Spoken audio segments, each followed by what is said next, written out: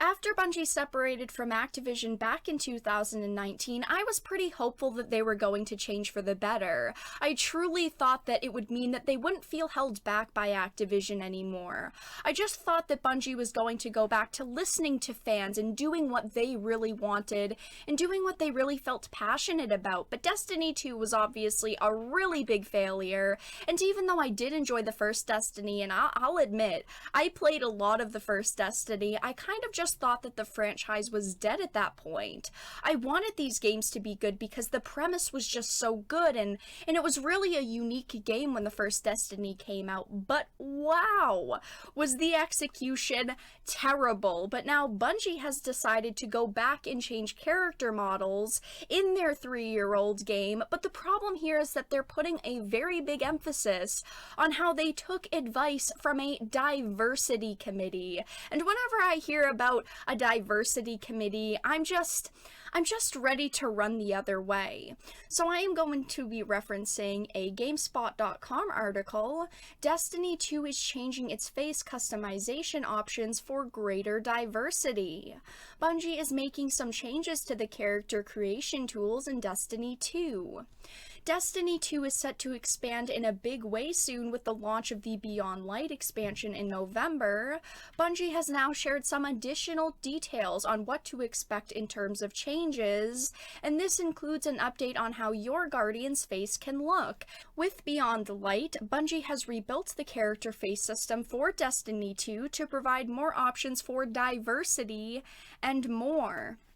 Bungie said in a blog post that its long-term goal is to allow all players to create a character that they want, whatever that looks like. Destiny never had that amazing character customization system that I feel like they thought that they had, but it was an okay system, it just wasn't amazing. The studio is working on more face shapes to come in the future, and the process was reviewed by Bungie's own diversity committee and employee resource groups, and here is Bungie's full statement. Now, before we go into this, I wanted to read to you all what Bungie's diversity committee was created for at first. Unfortunately, the tweet is a little bit cropped, but I had tweeted this out yesterday. The point isn't exactly what they're changing. The point is that these companies are asking diversity committees what they should do, and they listen to those committees more than their own player bases. And this is what Bungie's diversity committee ensures: participating at community events like Pride, etc., diverse panels at conferences, and making sure that games themselves feature plenty of diverse characters. Now, I did want to say that the earliest mention that I could find of this diversity committee was all the way back in 2016, at least a year before Destiny 2 launched, so this committee probably had a say in how the character models looked when the game launched. So I'm going to show you all some of those stunning and brave character models after I read Bungie's statement. But Bungie said, "We know that how your Guardians look is important to you, and we've long awaited to add more player customization to Destiny.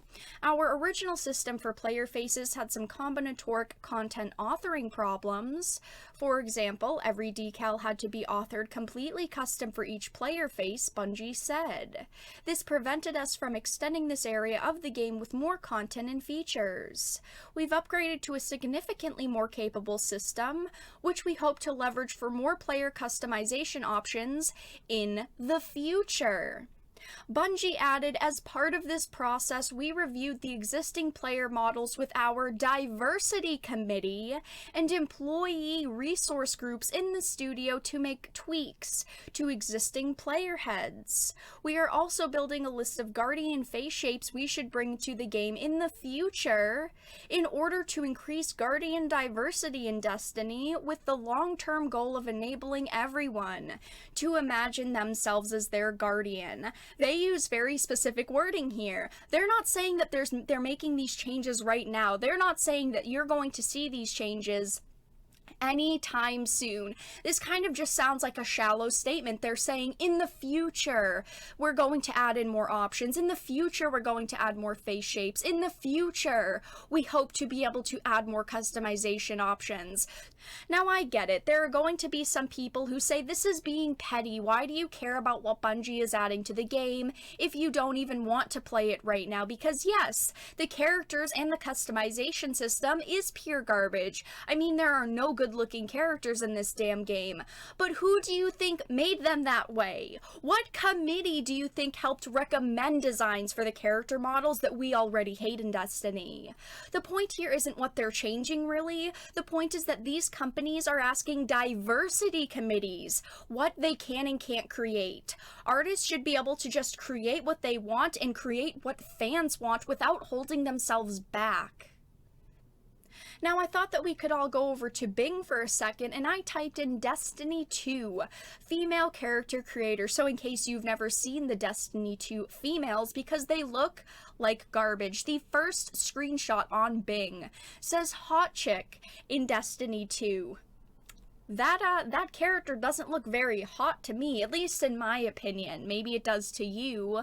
But the second one, she looks like a Karen. She looks angry. I mean, all of these female characters look like space Karens. I always really hated how you couldn't make a feminine looking Guardian. I mean, they all look so boxy and masculine, and their facial structures are just so bad. So why do some people think that this diversity committee wants the changes that we as players want to see?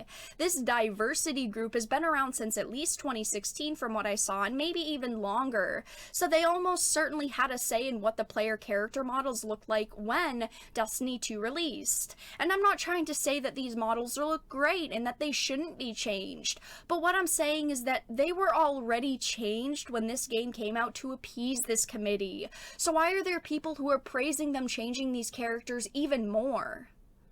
Look, if the characters look great after these changes, that's awesome in my opinion. I am all for more great looking characters in video games. But when the company is saying that they've ran all of their designs through a committee who had a hand in butchering these characters in the first place, I honestly have no hope that this is going to end up well. They're literally running designs through the people who made their models look bad in the first place. I, as a consumer, don't want to look at awful looking characters. The character is such an important part of the game. And yes, I understand that 90% of the time you're wearing a helmet anyway. It really doesn't matter because you are wearing a helmet. But still, if you don't want to wear a helmet, your character, if she's a female, with the state of Destiny 2 currently, she's going to look like a space Karen. But that's all that I really had to discuss in this video. Let everyone know your thoughts in the comment section down below. Do you play Destiny 2 or did you give up on it a long time ago? But if you enjoyed this video, please make sure to give it a like and share it, and of course if you did not, make sure to give it a dislike. I appreciate your support either way, but I will talk to you all again in the next video really soon.